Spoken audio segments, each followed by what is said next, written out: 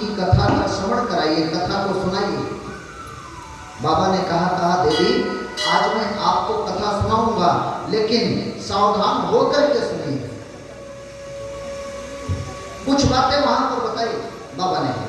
कहा जिन्होंने कभी भगवान की कथा को सुना नहीं, जिन हरि कथा सुनी नहीं काना, श्रवण रंग नहीं भवन श्रवण। जिन्होंने कभी भगवान की कथा को अपने कान से सुना नहीं है, वो कान नहीं है। पार्वती मैया ने पूछा कि फिर क्या है? बाबा बताए, कहे देवी जिस कान में कभी भगवान की कथा नहीं गई है, भगवान के नाम की चर्चा कभी वो सुना नहीं है, वो कान क्या है? सांप की बिल के समान है। क्या है? सांप की बिल। श्रवण रंध नहीं भवन समान।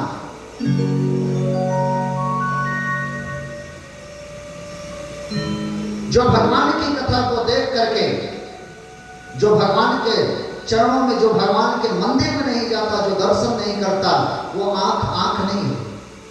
जो आंख भगवान के मंदिर में जाके भगवान का दर्शन नहीं करती, वो आंख नहीं। पार्वती मैया ने पूछा फिर क्या है?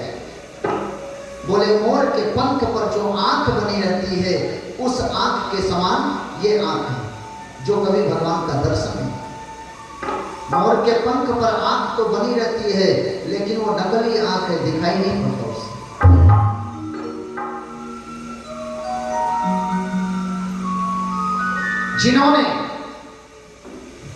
जिनका सर अपने बड़े के सामने या मंदिर में जाकर के कभी झुका नहीं है, वो सर नहीं है।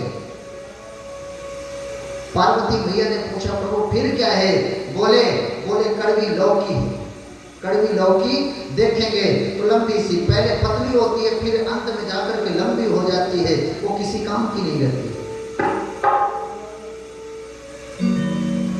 भगवान की कथा को सुनकर के जिसका हृदय कभी द्रवित ना हुआ हो, वो हृदय नहीं है।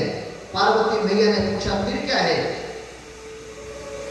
बाबा ने कहा देवी वो हृदय पत्थर के समान है, पत्थर कभी द्रवित नहीं हो सकता।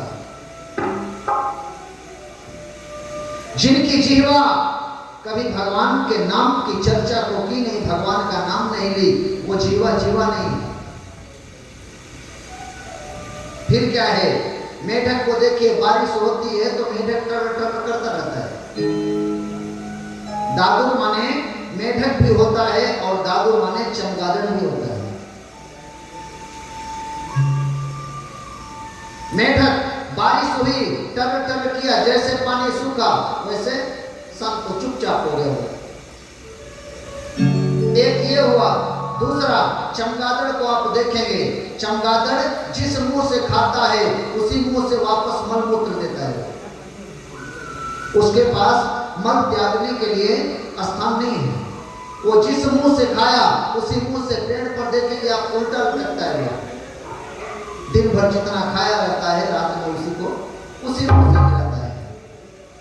तो कभी भी कहीं भी भगवान की कथा सुनने आप जाएं तो उसे मन लगा करके श्रवण करें और सभी लोग मन से कीर्तन करें।